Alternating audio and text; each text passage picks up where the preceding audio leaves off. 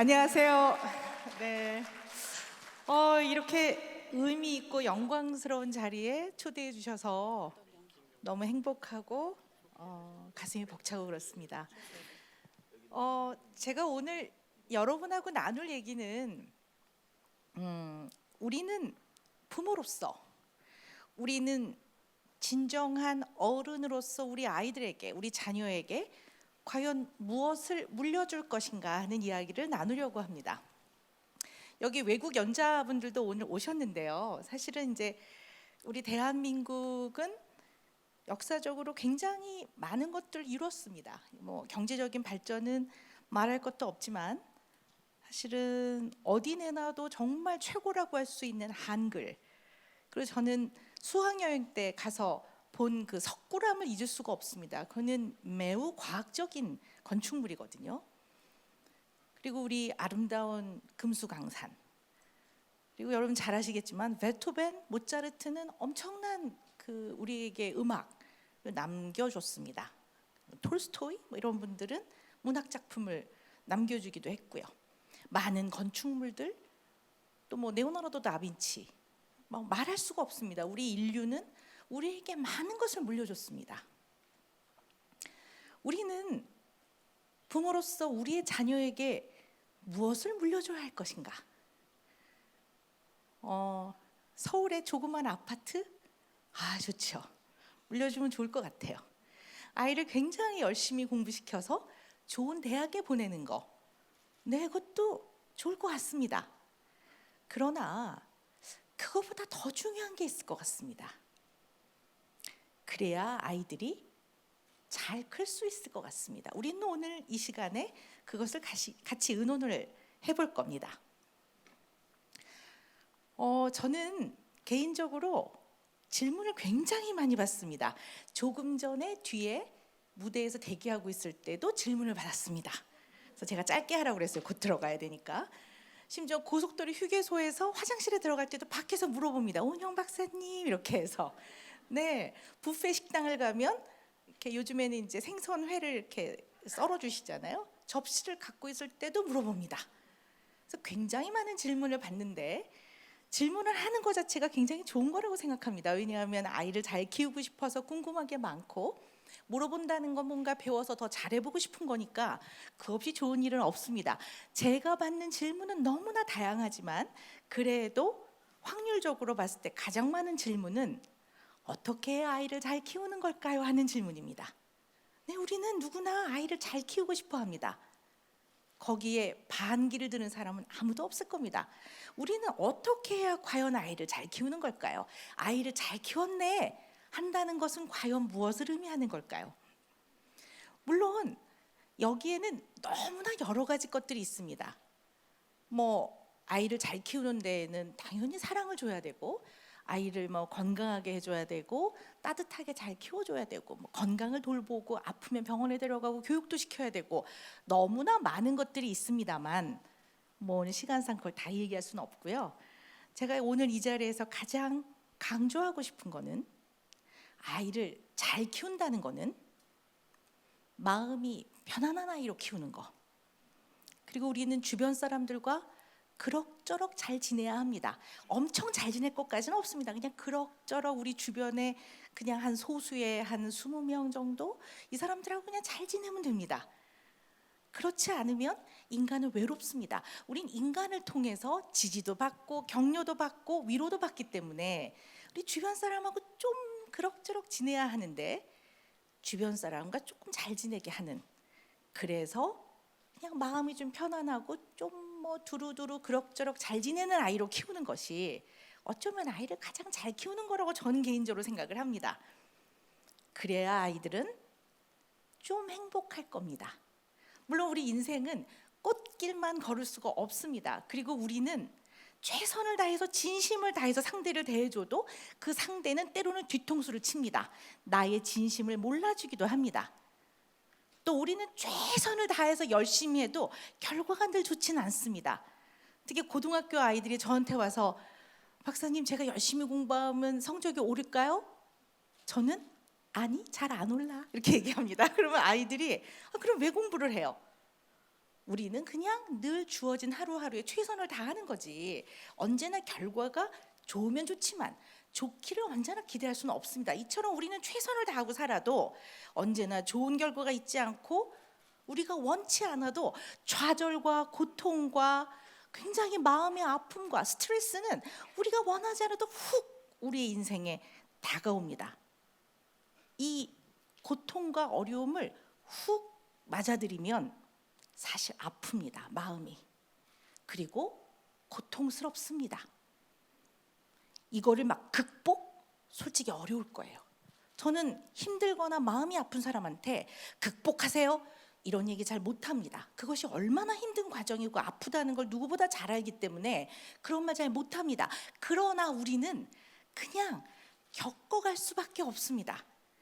이 인생의 고통을 막을 수도 없고 내가 골라서 취사 선택을 할 수가 없기 때문에 우린 그냥 겪어야 합니다. 겪을 때 아프거든요. 그런데 어차피 겪을 거 그냥 좀 내 자신의 근간, 뿌리가 너무 통째로 흔들리지 않을 정도로, 나를 파괴하고 싶지 않을 정도로, 내가 죽고 싶지 않을 정도로까지는 조금 견뎌내야 합니다. 조금 버텨가야 합니다. 이러한 내적인 자원이 우리 아이들에게는 필요합니다. 이것을 배울 수 있으면 어차피 막지 못하는 그 스트레스, 고통, 그래도 좀 겪어나가는데 조금의 힘을 가지고 그럭저럭 겪어나갈 수 있을 거라고 봅니다. 이것은 무엇일까? 이걸 잘 겪어나가는 이 내적인 힘의 원천은 어디에서 오는 것일까? 과연 이것은 무엇일까? 그리고 이거는 어떻게 아이들한테 가르쳐 줄 수 있는 것일까? 이러한 생각을 해볼 필요가 있습니다. 우리가 이것을 가르쳐야 합니다. 아이들은 부모에게서 태어날 때 절대로 모든 것을 갖추고 태어나지 않습니다. 아이들은 태어난 순간에는 생존을 위한 반사작용만 갖고 태어납니다. 나머지는 발달할 수 있는 가능성을 가진 상태로 신경회로의 연결을 기다리고 있습니다. 신경회로가 연결되려면, 이것을 대뇌신경계의 발달이라고 하는데, 이것이 연결되려면 적당한 외부의 자극과 이 자극을 받아들이는 과정과 실행하는 과정이 필요합니다. 이것을 부모가 도와줘야 합니다. 이것을 흔히 가르치는 과정이라고 합니다. 아이들은 가르쳐야 합니다. 아이들을 가르쳐야 된다는데 반대하시는 분 아무도 없을 겁니다. 모두가 동의합니다. 우리 철학자 칸트는 이렇게 말했습니다. 인간은 교육을 받지 않으면 인간답지 않다고 했습니다. 우리는 아이들을 교육시키고 가르쳐야 합니다. 자, 그런데 여기서 문제가 생깁니다. 무엇을 가르쳐야 되고 어떻게 가르쳐야 되는지에 대한 문제가 생깁니다. 무엇을 가르쳐야 되는가가 시대마다, 국가마다, 사람마다 다르다는 거죠. 사실 이건 다를 수가 없는데 다릅니다. 그리고 어떻게 가르쳐야 되는가 하는 것도 굉장히 다릅니다. 그러나 우리가 목숨 바쳐 사랑하는 이 아이들을 가르치는 이 선한 의도에 대해서는 모두가 동일하기 때문에 내가 가르치고자 하는 거, 내가 가르치는 방법에 대해서 우리는 언제나 정당성을 갖고 있습니다. 옳다고 착각을 하는 거죠. 사실은 선한 의도에서 시작을 해서 아이들을 가르치고 또 아이들을 지도하지만 때로는 이것이 아이에게 아주 부정적인 자극이 되기도 하고 아이들이 그 과정에서 상처를 받을 수 있다는 생각조차 하지 않는 거죠. 왜? 우리는 목숨 바쳐 사랑하니까. 우리는 언제나 아이들한테 이렇게 말합니다. 너를 사랑해서 너 잘 되라고, 너 하나 잘 키워보려고 거기다가 아빠들을 하나 더 붙여요. 그래서 나는 허리띠를 졸라맸어. 우리는 언제나 아이들에게 이렇게 나의 정당함과 선함을 얘기할 뿐이지 무엇을 가르치고자 하는 거와 어떻게 가르쳤냐에 대한 거는 돌아보지 않습니다. 자, 그래서 오늘 이 시간에 우리는 무엇을 가르쳐야 되고 어떻게 가르칠 것인가에 대한 거를 저와 함께 고민을 해보셔야 합니다. 물론 굉장히 짧은 시간이라 아쉽긴 합니다만 고민을 좀 해봐야 합니다. 자, 우리는 무엇을 가르쳐야 되느냐를 얘기하기에 앞서서 또 하나 굉장히 중요한 이슈가 있습니다. 여기 오신 분들은 아이들을 어쨌든 잘 대하고 키우고 가르치고 싶어 하시는 분들이라는 걸 제가 알고 있습니다. 날씨가 좋기 때문에 이런 좋은 의도가 없으면 여기 와 있지 않습니다. 다 놀러 나가죠. 여기 오신 분들은 사실은 굉장히 그런 좋은 의도를 가지고 있는 분들이기 때문에 많은 긍정적이고 선한 영향력을 줄 수 있는 분들이십니다. 그래서 오늘 이 자리가 훨씬 더 의미 있습니다. 자, 무엇을 가르칠 것이냐를 얘기하기에 앞서서 고민을 해봐야 되는 굉장히 중요한 이슈가 있는데요. 아이들은요, 아이들을 이해할 때 우리 부모들은 잘 가르치고 싶으니까 언제나 마음이 바쁘고 급합니다. 그래서 제가 또 많이 듣는 질문 중에 하나가 그래서 어떡하라고요? 박사님 1, 2, 3 빨리 알려주세요. 1, 2, 3 방식과 방법, 기술 이 부분에 대해서 굉장히 몰두하고 있습니다. 물론 중요합니다. 이것이 안 중요하다는 뜻은 아닙니다. 그러나 아이를 지도하고 가르치는 데 있어서 더 중요한 것은 아이가 왜 그러느냐를 이해하는 겁니다. 왜? 아이들은 반드시 이유가 있습니다. 그 이유를 우리가 이해하지 못할 뿐이지 아이들은 반드시 이유가 있는 겁니다. 그런데 문제는 아이들이 아무리 똑똑하든 언어 능력이 아무리 잘 발달됐든 운동신경이 아무리 잘 발달됐든 아무리 의젓하든 아이들은 나이에 따라 발달 단계라는 게 있습니다. 물론 약간의 개인 차이가 있습니다. 조금 더 빨리 발달하는 애가 있을 뿐 발달의 단계는 모든 인간이 인종, 국가에 무관하게 똑같은 순서를 밟아갑니다. 뛰는 걸 먼저 하고 걷는 걸 나중에 하지 않는다는 얘기죠. 걸을 수 있어야 나중에 뛸 수 있습니다. 그처럼 발달의 단계를 밟아가는데 우리는 아이를 이해할 때 이 단계에 대한 이해도가 굉장히 떨어집니다. 그래서 아이들은 끊임없이 왜 이유를 갖고 부모에게 신호를 보냅니다. 근데 이 신호는 우리 어른, 부모가 알아듣기 쉽게 신호를 보내주지 않습니다. 아주 대표적인 예로 굉장히 공격적이고 난폭한 아이가 있다고 쳐봅시다. 우리는 마지막 드러나는 그 난폭하고 공격적인 행동에 언제나 몰두합니다. 몰두해서 아이가 물건을 던지거나 친구를 물면 나쁜 행동하는 사람은 나쁜 사람이에요. 이렇게 하기에 급급해요. 그러나 사실은 그 아이는 굉장히 두려워서 그럴 수도 있습니다.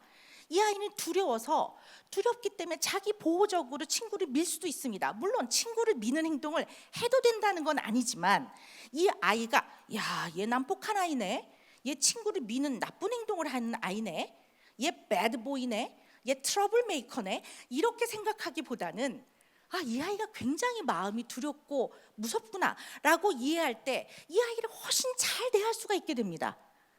이 아이가 무서워서 친구를 밀었을 때 좀 어디가 불편해? 선생님이 알아야 널 도와줄 텐데 이렇게 말해주면 되는데 이거에 대한 왜라는 생각을 안 하면 친구를 미는 아이는 어떻게 해야 될까요가 먼저 나오는 거죠. 그럼 친구를 미는 아이는 격리를 시킬까요? 친구를 미는 아이는 따로 불러서 생각하는 의자에 앉힐까요? 거기서 한술 더 뜨면 생각하는 의자는 나무가 좋을까요? 플라스틱이 좋을까요? 생각하는 의자를 어디다 놓을까요? 이렇게 물어보게 되는 거죠. 사실은 굉장히 의미 없는 질문이거든요. 이 아이가 왜 그러는지에 대한 생각을 우리는 언제나 놓치고 있습니다. 아이가 예를 들어 엄마 미워, 엄마 싫어 라고 말할 때는 그 말을 액면 그대로 받아들이시면 안 됩니다. 근데 우리는 흔히 그렇게 합니다. 세상에 엄마 아빠가 용서가 안 되는 게 애가 엄마 미워 엄마 싫어입니다.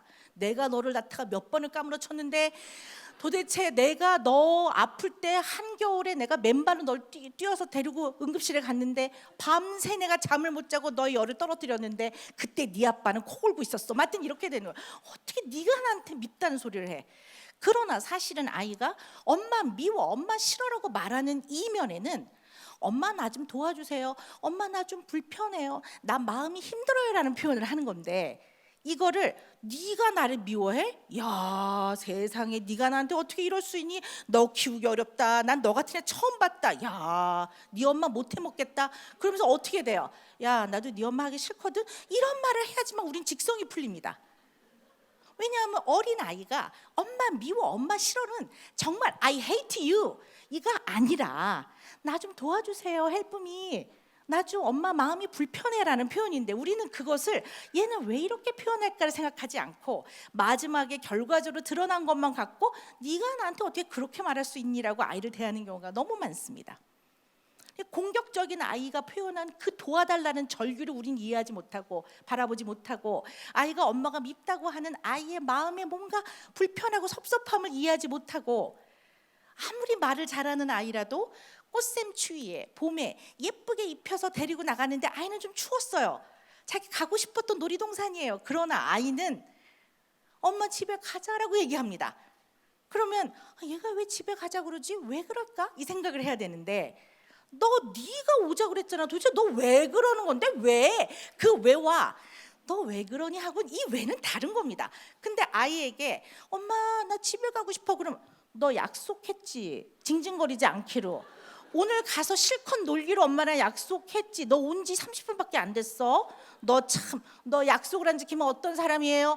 나쁜 사람이에요. 나쁜 사람은 어떻게 돼요? 사기꾼 돼요. 너 이따 가다 경찰 아저씨 한번 들려볼까? 우리는 애한테 이렇게 얘기를 하지. 그러면 애가 또 조금 참다가 엄마 나 집에 가고 싶어. 그럼 야, 너 약속 안 지킨다 진짜. 너 같은 애 처음 봤다. 이렇게 되는 거예요.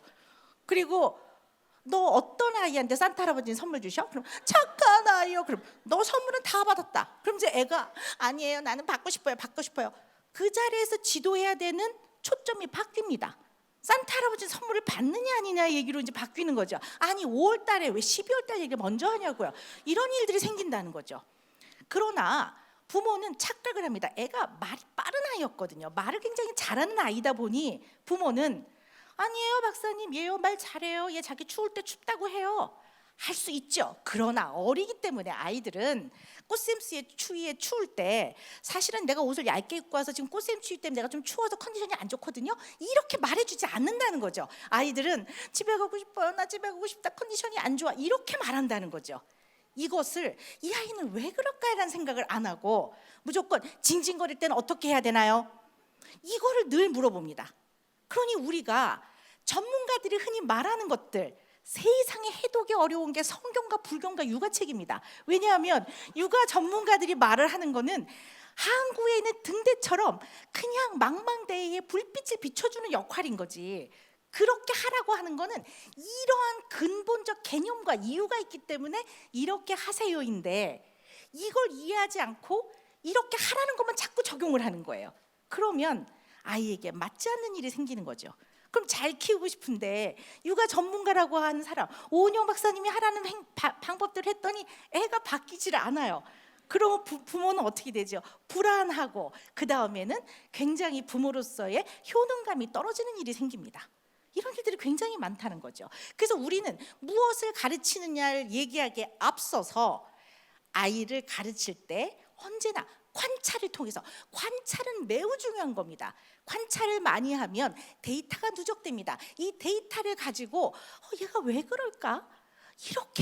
이렇게 생각해 보는 과정. 물론 왜 그럴까라고 생각한다고 언제나 right answer, 정답을 알게 되는 건 아닙니다. 그러나 실수도 합니다. 그러나 여러분이 꼭 아셔야 되는 거는 우리는 아이를 목숨 바쳐 사랑하기 때문에 이 아이에게 어떠한 실수를 한번 했다고 아이의 인생이 망가지지 않습니다. 우리는 언제나 최선을 다할 뿐이지 우리가 언제나 완벽한 부모나 완벽한 어른이나 완벽한 선생님이 될 수는 없는 겁니다. 근데 우리는 그 왜 그럴까라는 걸 생각 안 합니다. 그러다 보니까 양육이 사실 더 어려워집니다.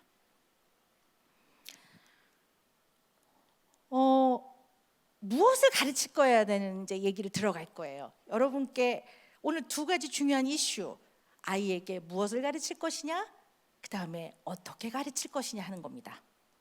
무엇을 가르칠 것이냐, 부모가 가르쳐야 되는 가장 중요한 첫 번째는 우리 인간은 여러 사람과 같이 평화롭게 살아가야 됩니다.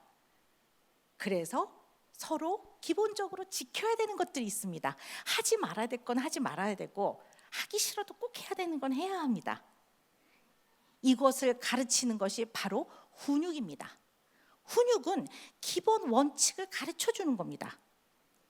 그런데 여기 외국에서도 오셨지만 특히 우리 대한민국에서는 대한민국 부모들이 조금 더 생각을 해봐야 되는 거는 어떤 나라의 부모든 자식을 사랑하는 마음은 똑같습니다. 그러나 이제 문화적인 거에 따라서 아이를 대하는 방식들이 좀 다르긴 하는데요.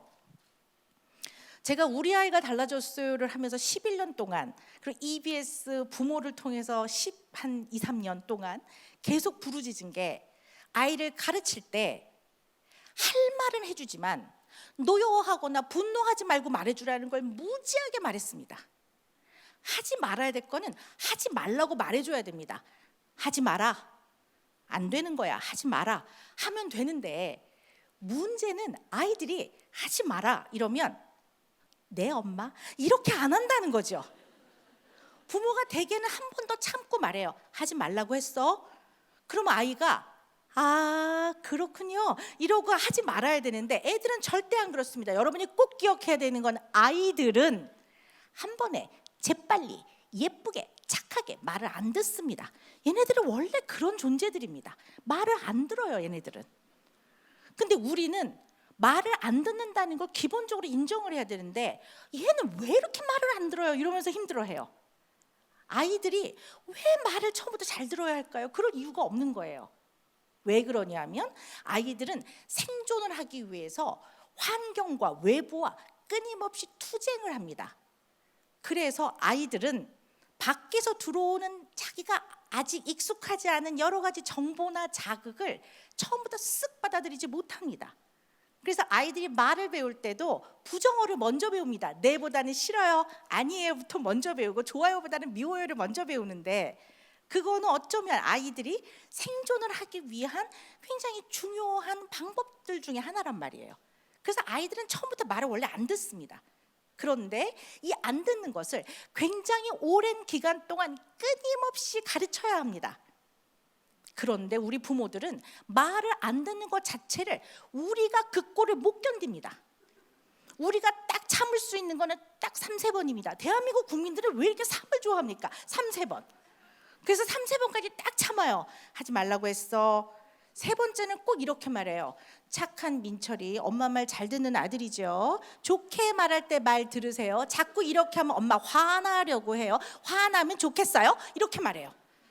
근데 말 안 듣거든요. 그러면 엄마는 이렇게 생각합니다. 나는 3번을 참았어. 3, 4번. 3번은 더군다나 존댓까지 써서 나는 할 거 다 했어. 그 다음부터는 아이가 빨리 말을 듣도록, 너 뭐라고 했어? 하지 말라고 했지? 이렇게 나갑니다. 근데 우리 한번 냉정하게 생각해 봅시다. 우리 인간관계는 부모 자식도 포함해서 기본적 인간관계는 협조와 협동의 관계입니다. 그냥 우리는 협조하고 협동하고 살아가는 거지, 누가 누구를 굴복시키고 누가 누구를 꿀리고 누가 누구를 강압할 수 있는 자격과 권리를 가진 사람은 아무도 없습니다. 심지어는 부모라도 그렇습니다. 그래서 절대로 때리면 안 되는 겁니다. 누가 누굴 때릴 수 있는 권리는 아무에게도 없는 겁니다. 그래서 협조가 빨리 안 되면 여러 번 협조를 구하고 협동하도록 하고, 그래서 아이의 문제가 있으면 이 문제를 앞에 두고, 너 이렇게 하는 건 협동이 아닙니다. 같이 손을 잡고 마치 산을 바라보듯이, 네가 이런 문제가 있잖아, 너도 그런 거 같아? 네. 근데 이거는 이해는 되는데, 그래도 이렇게 하는 거, 매번 이렇게 하는 건 문제잖아. 이렇게 바라볼 수 있는 게 협동의 관계인데, 우리는 언제나 이 문제를 빨리 수정해서 올바른 right answer에 넣으려고 아이를 약간 강압적으로 다룹니다. 이것은 굴복의 기전입니다. 그래서 훈육은 가르치는 겁니다. 칸트가 말하듯이 인간은 인간답게 살기 위해서 가르쳐야 하는데, 이거에 변질이 와서 아이를 빨리 이 겉으로 맨 마지막에 드러난 문제 행동들, 징징거리고 소리 지르고 울고 말을 안 듣고 빨리빨리 하라는 거 안 하고, 이거를 빨리 소고하고 없애고 멈추고 중단하는 데 엄청나게 몰두합니다. 빨리 중단할 수 있는 방법은 어떤 방법일까요? 무섭게 하면 금방 중단합니다, 애들이. 왜냐하면 부모는 아이에게 있어서 우주입니다. 우주가 흔들려 보세요. 아이들은 너무 무섭습니다. 딱 멈추는 거예요. 이거를 부모가 착각을 할 뿐입니다. 말을 들었다고 착각을 하는 거죠.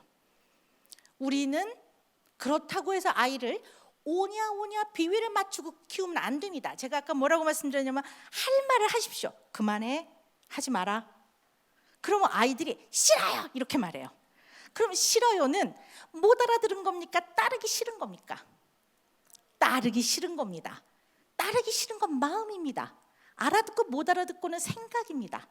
근데 유독 대한민국 우리 부모들은 유독 생각과 마음을 잘 구별 못합니다. 모르는 사람과도 생각은 나눌 수 있는 겁니다. 그러나 가까운 사람과 마음을 나눕니다. 아이들한테 있어서 가장 가까운 사람은 누구일까요? 부모입니다. 그래서 아이들은 이 가장 가까운 사람한테 끊임없이 마음을 얘기합니다. 엄마, 나는 공부하기 싫어요. 난 공부가 적성이 아닌가 봐. 나 공부 너무 힘들어. 나 학원 그만두고 싶어요. 이건 마음으로 힘들어요 이거예요. 근데 우리는 그걸 딱 들으면 겁이 나요. 얘가 진짜 공부를 그만하면 어떡하지? 그러면서 아이한테, 야, 너 그런 생각 어리석은 생각이야. 너 부모가 뒷바라지 해줄 때 빨리빨리 배워라. 너 나중에 그지 깡통 차. 이렇게 됩니다.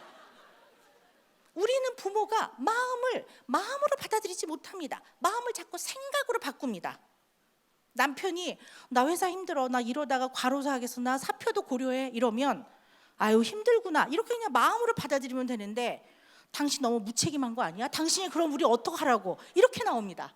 그러면 이 남편이 회사 편의점 사장님한테 그 얘기를 할까요? 아이가 공부가 힘들다는 얘기를 문방구 주인 아주머니한테 그 얘기를 할까요? 부모한테 할 수밖에 없는데 우리는 언제나 마음으로 안 받아들입니다. 그래서 마음의 공감이 생각보다 어렵습니다.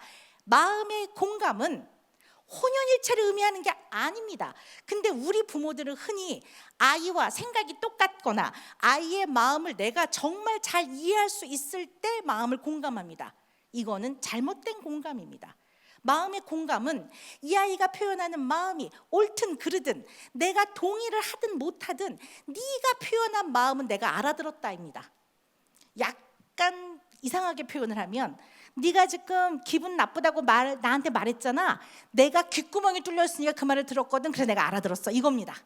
근데 애한테 뭐 귓구멍이 이렇게 얘기할 수는 없으니까 네가 기분 나쁘다는 걸 내가 알아는 들었어 이건데 왜 기분 나빠 그딴 일로 이렇게 나오는 거는 네 생각하고 내 생각이 틀리다는 거죠. 그래서 결국 마음하고 생각을 구별하지 못합니다. 그러니까 끊임없이 아이들은 마음을 부모한테 신호를 보내는데 이 마음을 부모가 편안하고 안전하게 잘 못 받아줍니다. 그래서 우리 부모가 부정적인 감정을 표현하는 데 있어서 안전한 대상이 아닙니다. 그러면 아이들은 크면서 어떤 생각을 하냐면 부모와 대화를 통해 의논하려고 들지 않습니다. 너무 많은 인포메이션을 알려주면 사달이 납니다. 사달이. 그래서 too much 인포메이션을 피합니다. 점점 클수록 부모가 너무 학교에서 아니야 됐어요 별거 아니에요 됐어요 이렇게 나오는 거죠. 그럼 이 아이는 누구와 의논을 하고 살아가겠습니까? 평생. 그래서 우리는 어떻게 가르쳐야 되느냐? 좋다고 해서 아이를 오냐오냐라는 건 아닙니다. 안 되는 건 그냥 안 된다고 말해 주십시오. 묻지 마십시오. 안 되는 겁니다. 안 되는 거야. 그런데 안 되는 거야. 이건 무서운 겁니다. 내지는 안 되지 않을까? 이렇게 물어보면 안 됩니다. 안 되는 건 안 되는 겁니다. 안 되는 거야 이렇게 말해주고 그러면 아이가 징징징징징징 뭐 화도 내가 싫어요 뭐 화도 내고 그래요. 그 꼴을 우리는 견뎌야 합니다. 그래서 우리는 아이가 스스로 그 감정보다 그 아랫단계의 감정 상태로 스스로 내려올 때까지 다 기다려줘야 됩니다. 이것은 참 견디기 어려운 과정입니다. 그래서 uncomfortable silence라고 제가 표현합니다. 굉장히 불편한 침묵을 지켜줘야 합니다. 그래서 아이들이 난리를 칠 때는 말하지 마세요. 제발 그만하라고 했어. 허허 그만해. 말하지 마세요. 제발 혀를 가만히 두세요. 말하지 마. 그냥 좀 가만히 좀 있어 보세요. 가만히 있을 때 째려보지도 마십시오. 아무 짓도 아무 말도 하지 마십시오. 그냥 가만히 있으면 아이들로서는 굉장히 어색하고 처음 겪는 겁니다. 그럼 난리를 쳐요. 막 이러기도 하고 막 발도 구르고 부모한테 달겨도 듭니다. 그러나 부모가 너가 조금 가라앉을 때가 내가 기다리마라는 메시지를 전하고 부모가 굉장히 세이프한 대상으로서 안전한 대상으로서 아이 앞에 딱 기다려줘야 합니다. 이걸 통해 아이들은 스스로 마음을, 감정, 정서를 조절하는 능력을 배워나갑니다. 우리가 이거를 안 가르칩니다. 제가 질문을 하나 드리면서 마무리를 할까 합니다. 자, 이거는 약간 문제예요. 퀴즈인데요. 여러분 필기도구 다 가지고 계실 거예요. 그러면 뭐 쓰실 분은 쓰시고요. 어떤 분은 이제 머릿속에 답을 생각을 해보셔도 됩니다. 자, 문제입니다. 여러분이 고등학교 2학년 1학기 중간고사 수학 점수를 적어보십시오. 기억나세요? 네, 기억나시는 분은 100점 맞거나 아니면 밀렸어가지고 빵점 맞으신 분은 기억나실 거예요. 자, 두 번째 문제입니다. 초등학교 빼고 대학교 빼자고요. 중고등학교 6년 동안 최소한 한 번쯤은 시험 때 좀 열심히 해보겠다는 마음을 먹고 약간 졸리면 눈도 떠보고 뭐 물도 마셔보고 세수도 한번 해본 아무튼 그런 기억은 있다. 손 들어보세요. 안 드신 분은 뭘까? 네, 우리는 이 기억으로 살아갑니다. 점수를 기억하고 살아가지 않습니다. 그런데 우리는 아이를 가르칠 때 성적표에 점수를 자꾸 물려주려고 합니다. 아이들은 다 잊어버린 이 점수로 옥상에도 올라갑니다. 죽고 싶어 하기도 합니다. 우리는 기억도 못하는 걸. 우리가 아이한테 가르쳐줘야 되는 거는 그냥 시험을 못 봐도 틀린 문제 보고 제대로 배우면 돼. 네가 이번에는 다른 때보다 그래도 오래 앉아있더라. 그게 중요한 거야. 이 기억을 가지고 아이들은 평생을 살아갑니다. 우리 인생은 앞에 말씀드렸다시피 고통과 고난과 고비와 스트레스가 많습니다. 이걸 어찌 막겠습니까? 이거를 아이들이 겪어갈 때 아이들은 고등학교 점수, 어느 대학을 나왔느냐, 우리 집이 몇 평이냐로 이거를 겪어가지 않습니다. 나를 가장 사랑했던 우리 부모가 어깨를 한번 꽉 안아줬던 기억, 등을 한번 턱턱 두드렸던 기억, 별거 아니야, 겪어보면 괜찮아, 뭐 죽을 거이니 뭐 죽지 않아, 이런 걸로 다음에 또 하면 돼, 괜찮아, 까짓 거 뭐, 이렇게 말해줬던 부모의 얼굴의 표정과 음성을 기억하면서 아이가 이걸 가지고 어려움을 겪어갑니다. 아이들에게 있어서는 하와이 여행이나 부곡 하와이나 다를 바가 없습니다. 애들이 기억하고 싶은 거는 태양 아래서 엄마가 활짝 웃었던 하얀이와 깔깔거렸던 웃음을 기억하고 싶습니다. 아빠가 수영장에 뛰어내려 했던 이 폼을 기억하고 싶지, 어느 리조트가 더 좋았는지, 어느 아침 뷔페가 더 좋았는지 하나도 기억 못합니다. 근데 우리는 이걸 자꾸 물려주려고 합니다. 우리가 아이에게 물려줘야 되는 거는 이렇게 힘들 때 버텨나갈 수 있는 힘이 되는 부모가 줬던 굉장히 기뻤고 즐거웠고 긍정적이었던 추억과 경험을 우리는 물려줘야 됩니다. 이것이 아이에게 내적인 힘이 되는 굉장히 중요한 자원이 될 거라고 생각합니다. 우리 아이들은 배워야 합니다. 여러분은 부모입니다. 부모는 위대하고 놀라운 사람들입니다. 저는 이 자리에서 또 이 위대하고 놀라운 여러분들을 진심으로 존경합니다. 감사합니다.